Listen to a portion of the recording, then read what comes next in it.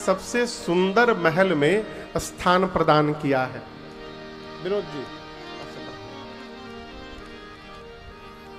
सुंदर सदन सुखद सब काला।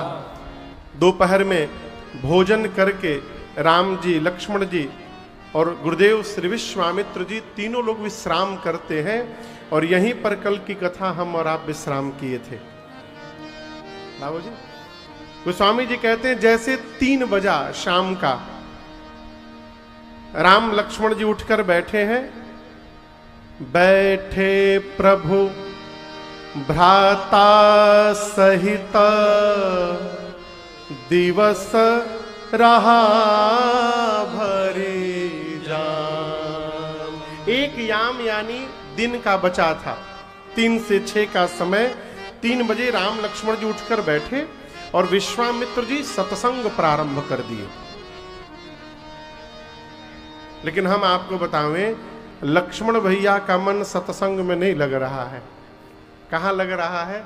लक्ष्मण जी का मन हो रहा है काश यदि गुरु जी कही देते तो हम लोग मिथिला घूम के चले आते, हम लोग भी कहीं नई जगह कथा करने जाते हैं ना, तो अगल बगल जो घूमने वाला स्थान रहता है उसको घूमने जाते हैं।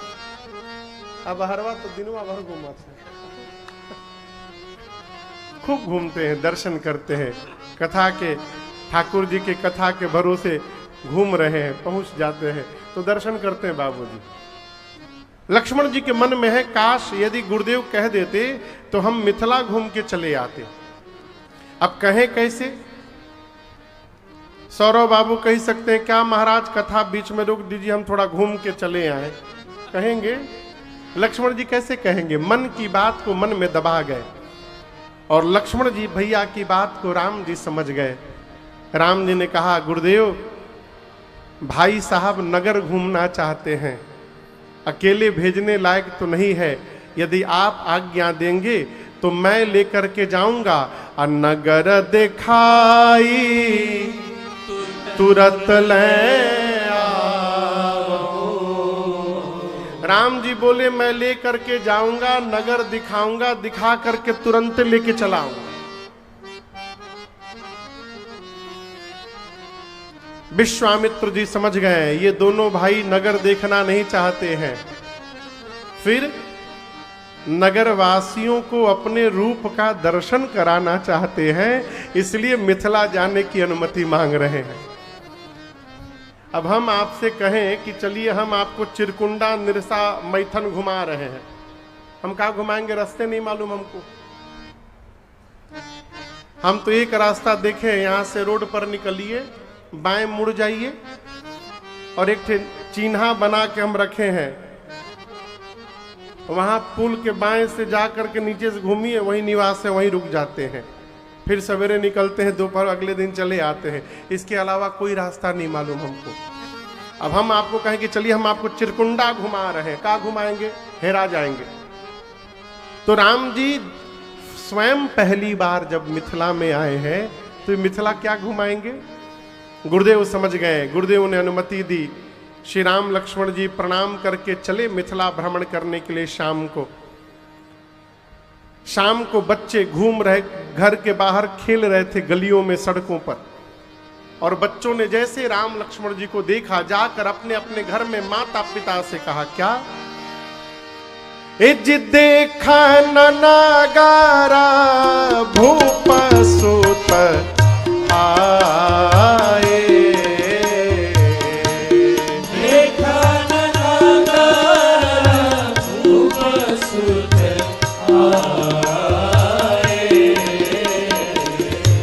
समाचार पुरबासी न पाए,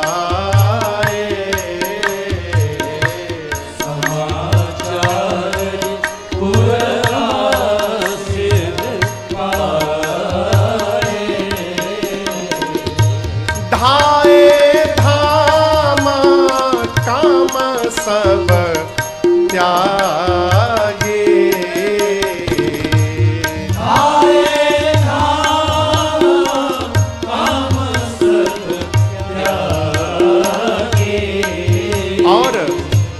मनहु रंक निधि लूटन लागे,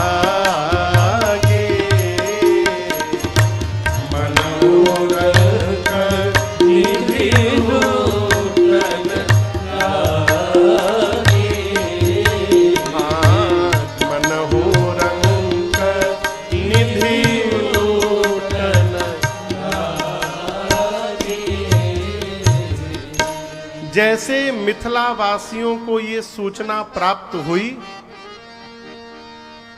कि दोनों भैया मिथिला की गलियों में घूम रहे हैं, लोग पागलों की भांति घर के बाहर दौड़े, पागलों की भांति। जिस प्रकार जन्म जन्म का दरिद्र खजाना लूटने के लिए दौड़ता है, उसी प्रकार मिथिला के पुरुष भगवान को देखने के लिए दौड़ पड़े। यहां कथा चल रही है, पंडाल में कथा चल रही है ना, और अचानक बहरवा आकाश से सोना की वर्षा होने लगे। कितना लोग पंडाल में बैठी रघुनाथे जी जान रहे हैं।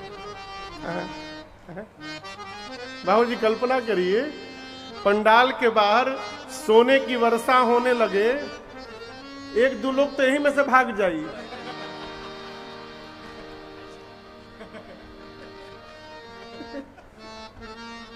इतना हमारा विश्वास बा।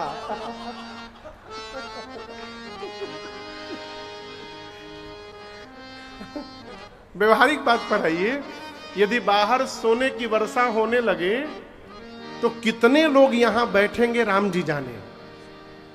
अब आप कल्पना करिए, जिस प्रकार व्यक्ति सोना लूटने के लिए दौड़ता है, उसी प्रकार मिथिला के नर नारी अपने घर से बाहर मेरे राघव जी को देखने के लिए दौड़ पड़े, लूट पड़े एकदम।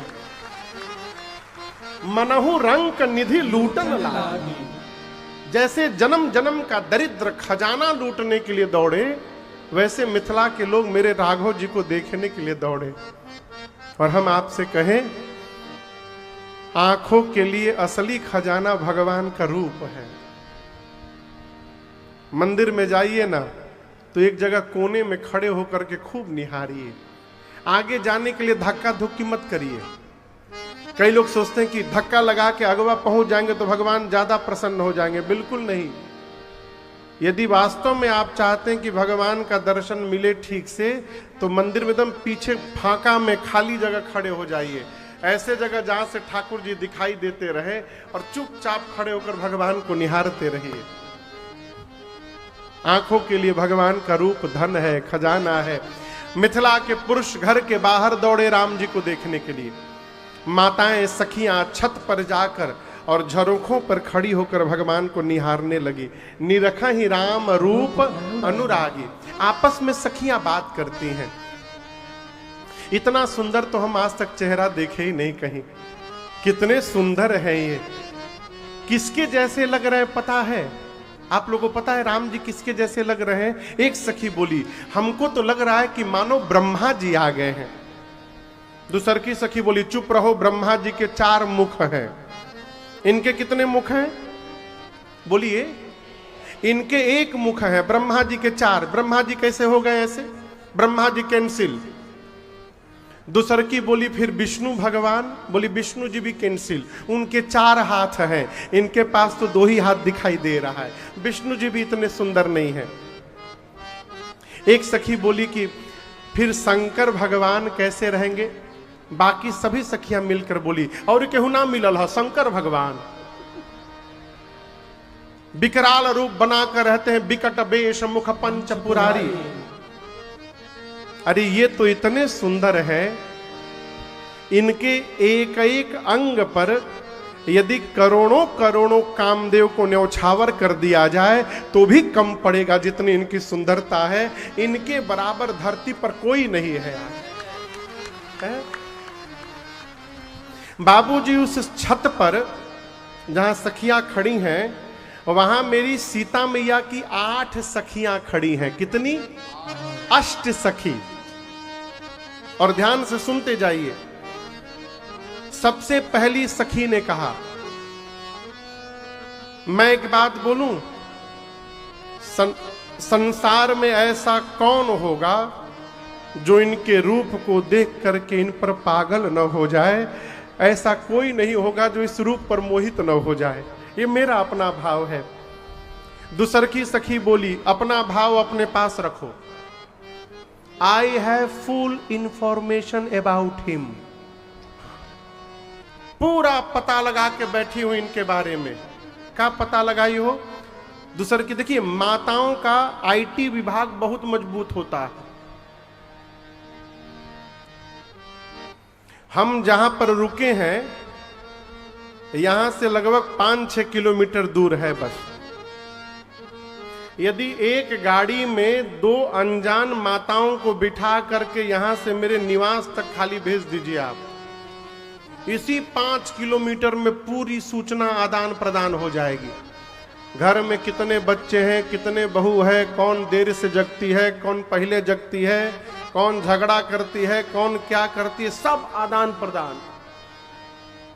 2 पुरुष को यहां से टोटो में बैठा के, टोटो समझते हैं ना, इधर क्या बोलते हैं उसको, टोटो ही बोलते हैं। टोटो में बैठा के कहे धीरे धीरे जाइए और दिल्ली तक भेज दीजिए। तब वो एक भाई साहब इधर देखिए, दूसर का होने देखिए। माताओं की सूचना लेने की शक्ति अद्भुत भगवान ने बनाई है। दूसरी सखी कहती है, मेरे पास पूरी सूचना है इनकी। क्या सूचना है? ये जो आगे सांवले वाले हैं इनका नाम है राम, इनकी मां है कौशल्या। पीछे गोरे वाले हैं इनका नाम है लक्ष्मण, इनकी मां है सुमित्रा। ये दोनों अयोध्या वाले महाराज के कुमार हैं। यज्ञ रक्षा करने के लिए विश्वामित्र जी के साथ आए थे। राम जी ने यज्ञ रक्षा की है। यहां धनुष यज्ञ देखने के लिए आए हैं। Full information. सखियां बात कर रही हैं, कहां? नीचे के ऊपर। बोलिए, राम लक्ष्मण जी कहां है? नीचे। सखियों की आवाज, ये बात लक्ष्मण जी के कान में आ गई। लक्ष्मण जी बोले राम जी से, भैया लागत कि ऊपर आके ऊ खास बैठल बा हमनी के, हम लोगों के बारे में पूरी जानकारी रखे हैं ऊपर के लोग। एक बार देखूं क्या कि कौन है ऊपर। राम जी बोले भूल कर भी मत देखना, देखला कि फसला। हाँ, चुपचाप नीचे देखो, कहीं नहीं देखना है। तीसरी सखी बोली, ये गोरा वाला तो नहीं, लेकिन सांवले वाले को देख करके मन में एक भाव आ रहा है। क्या?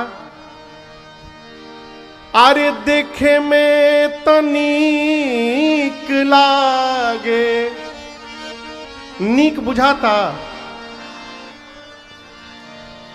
देखे में तनीक लागे,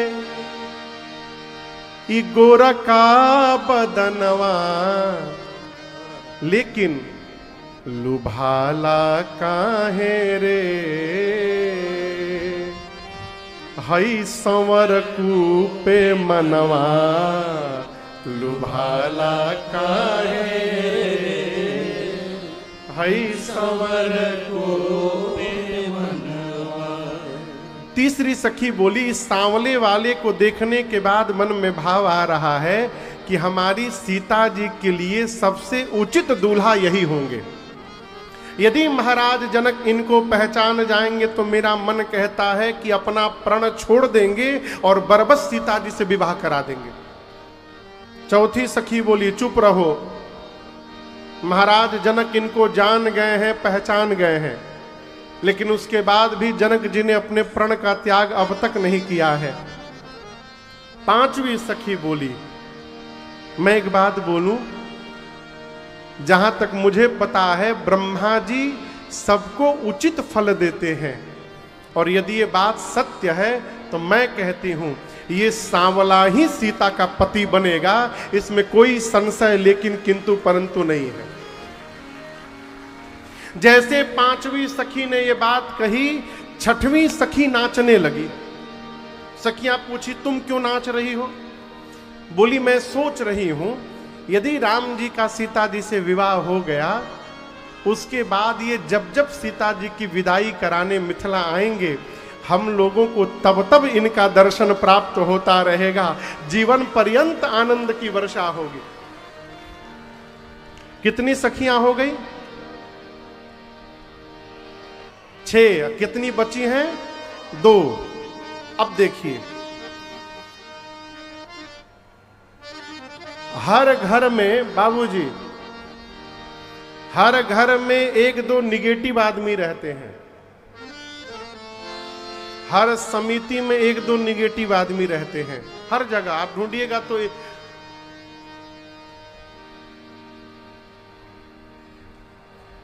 कमी नहीं दुनिया में निगेटिव आदमियों की। ढूंढोगे तो 1000 मिलेंगे, नहीं ढूंढोगे तो भी 2-4 मिलेंगे। 7वीं सखी कहती है, अरे बोली 7वीं सखी, राम को देख कर रच दिए हैं विधाता ने, जोड़ी सुघर रच दिए हैं विधाता, जोड़ी सुघर। पर राम जी धनुष कैसे तोड़ेंगे, हैं बारे कुंवर। कितने छोटे हैं, इनसे हिलेगा भी नहीं धनुष। ये राम जी धनुष कैसे तोड़े, हैं बारे कुंवर। मन में शंका बनी की बनी रह गई, राम जी धनुष कैसे तोड़े, हमारे कुंवर। 7वीं सखी ने कहा कि देखने में इतने छोटे हैं, इनसे धनुष हिलेगा भी नहीं, और जब तक धनुष तोड़ेंगे नहीं विवाह कैसे होगा। अब कितनी सखी बची? अंतिम सखी बोली, क्या बोल रही हो? अरे बोली 8वीं सखी, छोट देखन में है पर चमत्कार इनका, तू नहीं जानती पर चमत्कार इनका, तू नहीं जानती। कौन सा चमत्कार? एक ही बाण में ताड़का राक्षसी, एक ही बाण में ताड़का राक्षसी, उठ सकीना पड़ी की पड़ी रह गई, बाण में ताड़का राक्षसी, उठ सकीना पड़ी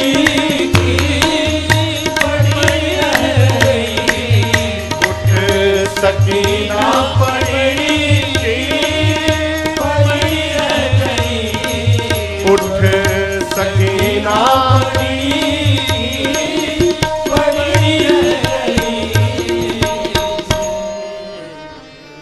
8वीं सखी ने कहा कि जिसने एक बाण में ताड़का को समाप्त कर दिया, जिनके चरणों के रज से अहिल्या जी को सदगति प्राप्त हो गई, जिसने सुबाहु को जलाकर भस्म कर दिया, वो राम जी धनुष तोड़े बिना रहेंगे। मेरी बात मानिए, जिन ब्रह्मा जी ने सीता जी को बनाया है, उन्हीं ब्रह्मा जी ने इस सांवले को भी बनाया है। दूल्हा यही बनेगा, इसमें कोई संशय मत करिए आप लोग। लक्ष्मण जी बोले राम जी से, भैया अब तो बियाहो के सेटिंग हो खेला कौन, कहिए तो एक बार ऊपर देखूं। राम जी बोले भूल कर भी मत देखो, नीचे चुपचाप देखो। अब यहां जानते समस्या क्या हो गई है? सखियां हैं ऊपर, राम जी कहां हैं? नीचे। भगवान एकदम सीधा देख के नीचे नीचे चल रहे हैं। कई लोग चलते हैं रोड पर ना, तो चलते तो सीधा है लेकिन देखते चारों तरफ है, यही में भीड़ जाते हैं। क्या हो,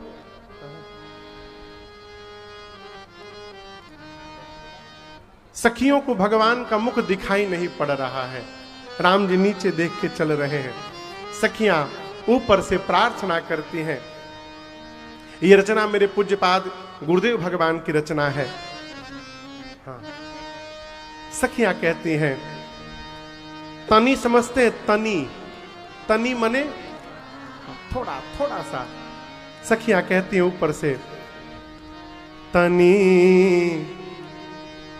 देखी रघुनाथ जी हमारी ओरिया, मिथिला में आई के तू जादू चलैला, मिथिला में आई के तू जादू चलैला, मोहि लिहाला मिथिला के सब गोरिया, ए जी मोहि लिहाला मिथिला के सब गोरिया, तनिका देखी रघुनाथ जी हमारे गोरिया, तनिका देखी रघुनाथ।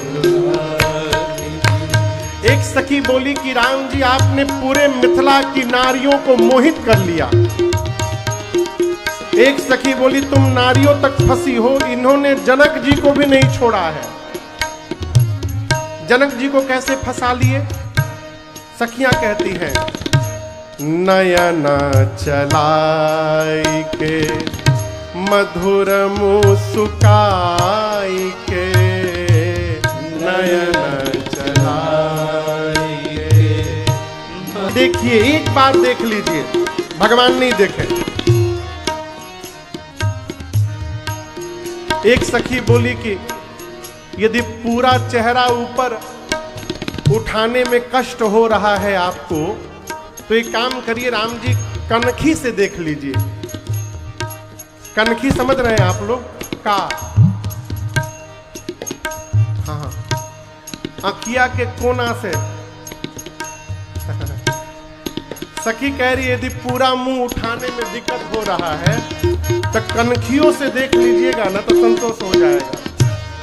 प्रार्थना करती हैं, राम भद्राचार्य ही अब हंसी है रहो, राम भद्राचार्य जी हमारी ओरिया, तनिका देखी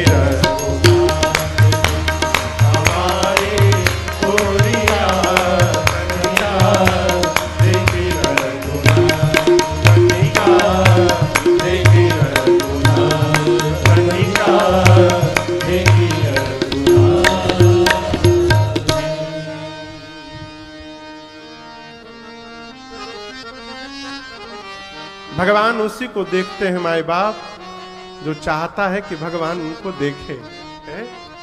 आज भी ठाकुर जी देखते हैं। सखियों ने प्रार्थना किया, राम जी ने ऊपर देखा है और जिन जिन के ऊपर मेरे भगवान की दृष्टि गई वो स्वामी जी कहते हैं तह तह परमानंद, उसको ऐसा लगा मानो परमानंद की प्राप्ति हो गई। सखियां ऊपर से पुष्प की वर्षा करती हैं भगवान पर। बच्चों के साथ श्री राम जी लक्ष्मण भैया को लेकर पूरे धनुष यज्ञशाले की रचना का दर्शन करते हैं। संध्या बेला में गुरुदेव भगवान प्रतीक्षा कर रहे होंगे, इसलिए बच्चों को विदा करके राम जी तुरंत गए हैं गुरु जी के पास। संध्या भई है, बयारू आरती भई है और उसके बाद भोजन के बाद विश्राम। जब सोने गए हैं ना, तो सबसे पहले आप बताइए, राम जी, लक्ष्मण जी, गुरु जी, इन तीनों में सबसे पहले कौन सोया होगा? हाँ, गुरु जी। गुरु जी सोए होंगे तो राम लक्ष्मण जी क्या कर रहे होंगे? हाँ, यहाँ गोस्वामी जी लिखते हैं उस भाव को।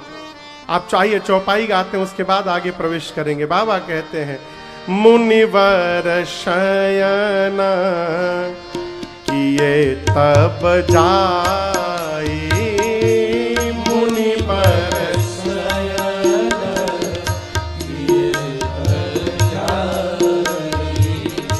लगे चरण चापन दो भाई, लगे चरण चापन दो भाई। बार बार मुनि आज्ञा दीन्ही, बार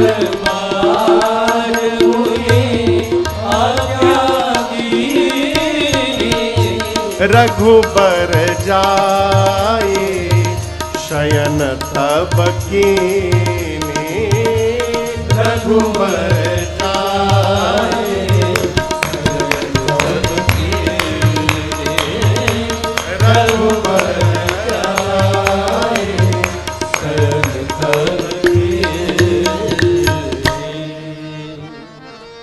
गुरुदेव भगवान सोने गए, श्री राम लक्ष्मण जी चरण की सेवा करने लगे।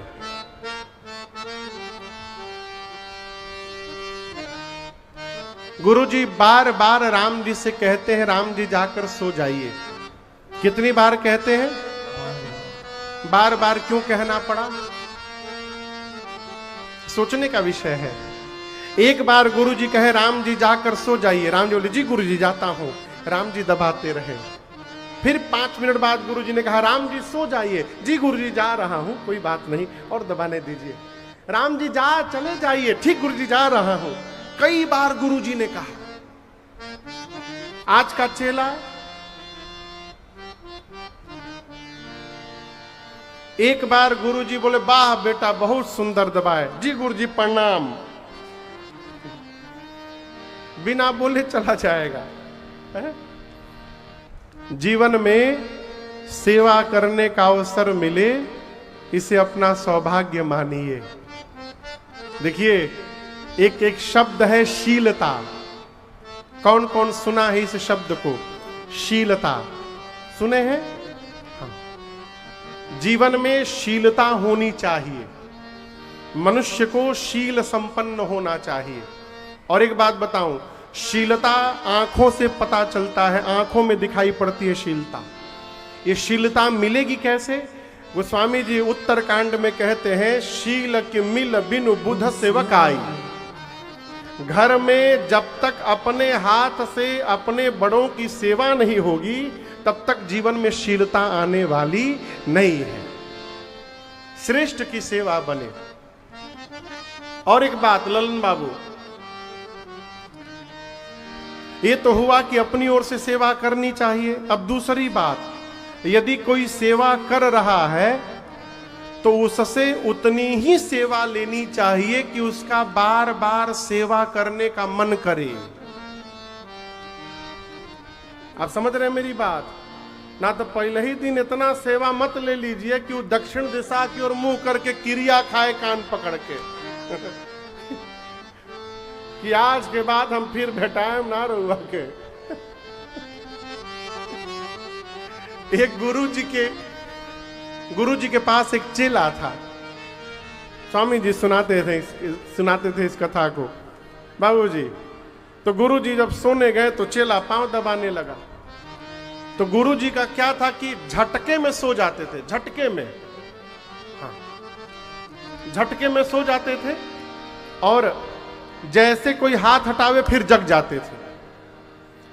तो चेला दबा रहा है पांव, गुरु जी अब बातचीत करने के लिए पूछे उससे, और चेला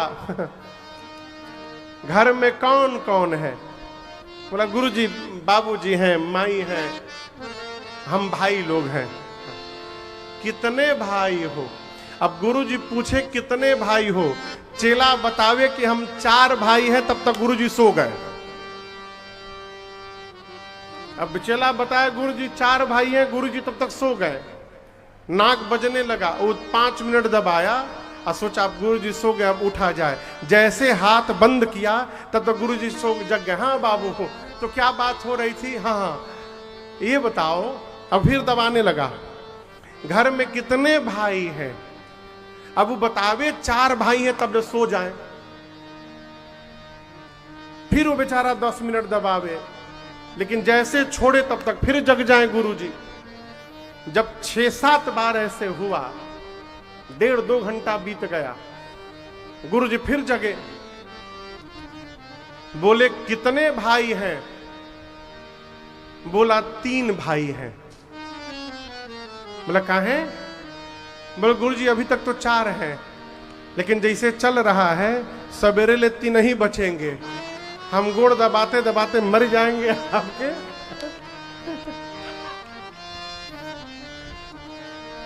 कोई भी सेवा करे तो उतनी सेवा लीजिए कि उसका बार बार सेवा करने का मन करे। है? गुरुदेव ने बार बार कहा राम जी जाकर शयन करिए। जब राम जी सोने गए तो लक्ष्मण जी राम जी की सेवा करने लगे। यहां राम जी भी कहते हैं बार बार कि लक्ष्मण जी आप भी जाकर सो जाइए। बार बार कहने के बाद लक्ष्मण भैया सोने गए। यहां एक और बात, किसी का सेवा करने का मन न होना, उससे भूल कर भी सेवा मत कराइएगा। अब किसी का पांव दबाने का मन नहीं और आप बरबस करना चला दबावा पांव, तो बाबूजी पकड़ के हाथ से ऐसा रगड़ेगा ना, एक ही बार में 4-5 बाल तो तोड़िए देगा। आप तुरंत कहेंगे बाबू कृपा कर रहे जहां। कई लोग हम आपको बतावें, एक जगह हम गए, हम एक बार सवा महीना कथा करके अमेरिका से लौटे। तो हमारे एक परिकर हैं बॉम्बे में, उनकी माता जी का ऑपरेशन होने वाला था। मुझे 4 दिन घर रह के फिर बाहर निकलना था ऑस्ट्रेलिया की तरफ। तो उनकी माता जी का ऑपरेशन होने वाला था। तो हम अभी अमेरिका में ही थे। तो वो फोन किए कि गुरुदेव आप कहाँ उतरेंगे? हम बाबू हम तो दिल्ली उतरेंगे, घर जाना है। तो बोले गुरुदेव 10 तारीख को माँ का ऑपरेशन है, आप फिर चले जाएंगे बाहर। हम चाहते हैं कि एक बार आप दिल्ली के जगह बंबई आ जाते, एक रात घर में रह जाते, माँ को मिल लेते। माँ मिलना चाहते हैं आपसे ऑपरेशन के पहले। हम आपका बॉम्बे का टिकट करा दे रहे हैं और आप फिर यहाँ से कलकत्ता चले जाइए। उन्हें ठीक है बाबू। हम उनके घर बंबई उतरे रात को 12 बजे, जाके सोए। सवेरे अब थकान तो थी, यात्रा की थकान थी, 1.5 महीना से हम बाहर थे। तो हमको सवेरे बोले महाराज जी ये मेरा मालिश करने वाला है, परमानेंट आदमी, इससे मालिश करा लीजिए, शरीर का पूरा दर्द समाप्त हो जाएगा। आप हम मन में सोचे हम तो खोजते रहनी है केहू के, बड़ी कृपा हो गई। अब वो बाबू सवेरे तेल गरम करके भैया लाया और ऐसा दबाया हमको, ऐसा दबाया कि शाम को हम जब कलकत्ता पहुंचे तो घरे जात जात हमको बुखार हो गया। इतना जोर से दबा दिया था, पूरे शरीर में दर्द होने लगा था। उसके बाद हम जब दूसरी बार उनके घर गए, बोले महाराज जी मालिश करने वाला है, हमके भूल कर भी ना बुलाइएगा उनको। कहा है प्रेम भैया? हाँ, इसीलिए हम डेरात हैं। इहो लाए थे एक लोग को मालिश करवाने के लिए, वो 4 दिन से थे, आज चले गए कि महाराज जी करवा लीजिए। वो न जाने कौन लकड़ी ओकड़ी लेके गड़ावा था एकदम पूरा घोड़े में। हम एक बार करवाए थे, फिर हम कान पकड़ लिए, ना ना ये सब काम नहीं कराना है। हाँ, महापुरुष आदमी। आप लोग करवाए कि नहीं मालिश?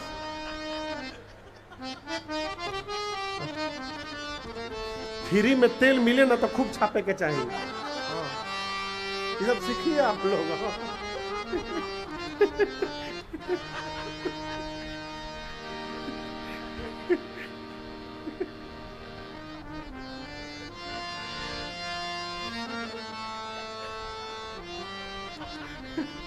जय हो प्रभु।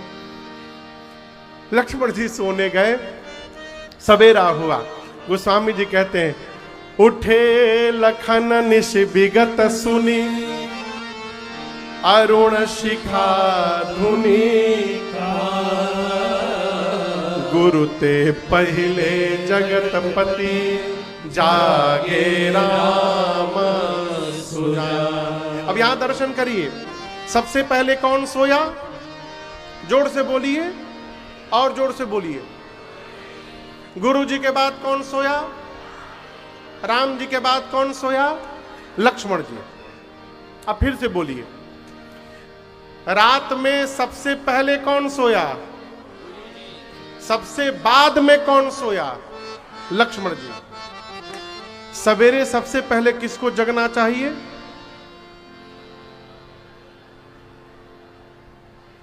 हाँ, इधर से लोग गुरु जी बोल रहे हैं, गुरु जी को। कौन बोला गुरु जी को? हाँ हाँ हाँ। आजकल बाबू गुरुवे जी जगी हैं।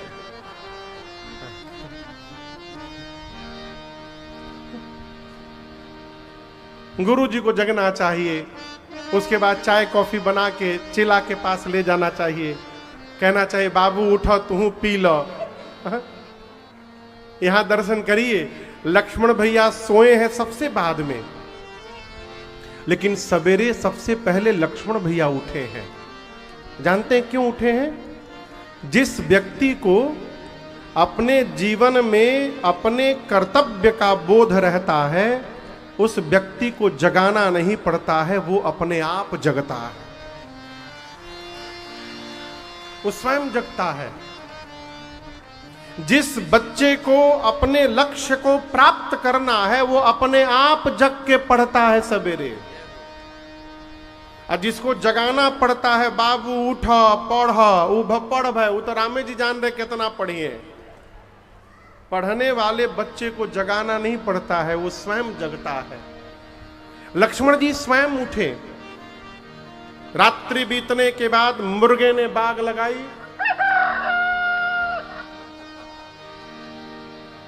बहुत आइटम लेके बैठे हैं आप विनोद जी, और काका रखे हैं। धन्य प्रभु। ये बीच में बजाते रहते हैं, कौन बजाया पता है आप लोग को? यही तो रहस्य है। नया कलाकार दिखा रहा हूं मैं आपको। आइए आइए ऊपर आइए, आइए आइए आइए। देखिए हमारे साउंड वाले भैया विनोद जी ई बजा रहे हैं, दिखाई दे रहे हैं। हाँ। कल लड़का यही रुला रहे थे लड़कों के। हाँ। जय हो जय हो। तो क्या सेटिंग है, तुरंते दबा देते हैं। जय जय। घोड़ा मत हिनहिनाइएगा कभी।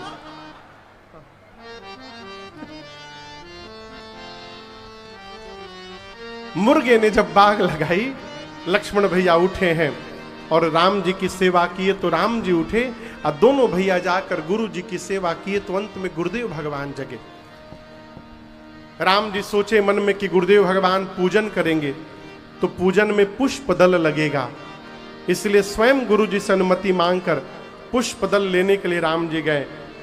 बाबा कहते हैं, समय जाने गुर आय सुपाए, समय जाने गुर आय सुपाए, लेना प्रसून चले दो भाई, लेना प्रसून चले दो भाई, भूप बाग पर देखे जाए, भूप बाग पर देखे जाए, जहाँ बसंत ऋतु रही लोभाए, जहाँ बसंत ऋतु रही लुभाए, लागे बिटप मनोहर नाना, लागे बिटप मनोहर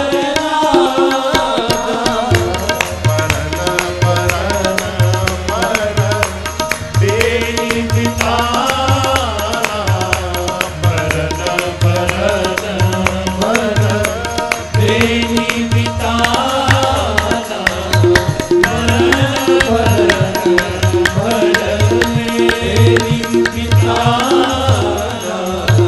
बरना बरना बर मेरी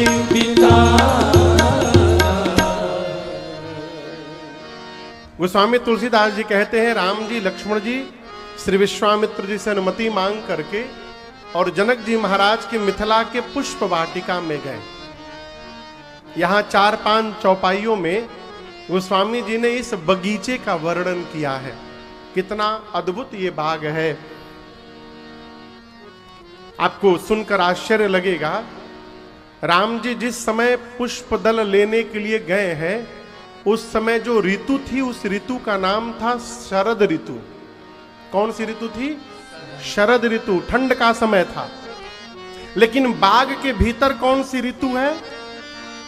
जहां बसंत ऋतु रही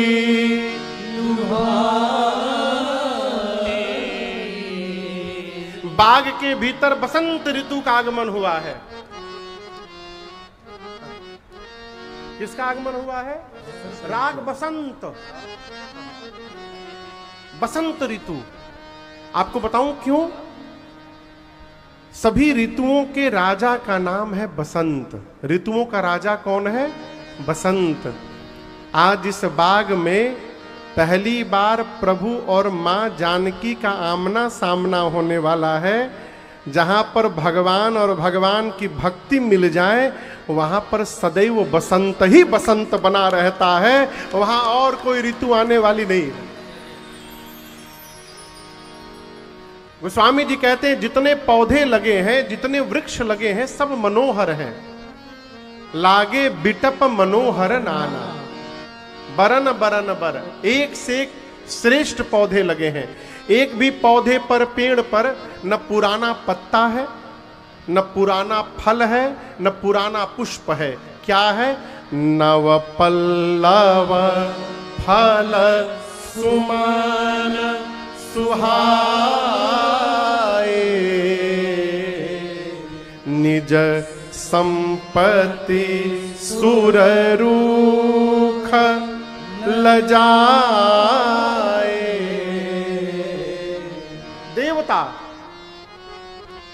देवराज इंद्र को भी लज्जा आ रही है अपने ऊपर। क्यों? इंद्र सोचते हैं, मेरे देवलोक में इतना सुंदर बगीचा नहीं है जितना सुंदर बगीचा जनक जी महाराज की मिथिलापुरी में है। अद्भुत बाग। चातक, कोयल, तोता, चकोर आकर चहचहा रहे हैं। बाग में चारों तरफ दौड़ दौड़ कर मोर नाच रहे हैं। बाग के बीच में एक सरोवर है। सरोवर के बगल में पार्वती जी का मंदिर है। राम जी आए, चारों तरफ बाग देखें, भगवान गदगद हो गए। गदगद होकर भगवान मालियों को ढूंढने लगे। माली वहां खड़े हैं। मालियों ने कहा कि हम पुष्प लेने भीतर जाएं। माली बोले, दूर कहां खड़े हैं, पास में आइए। माली राम जी से कहते हैं, आइए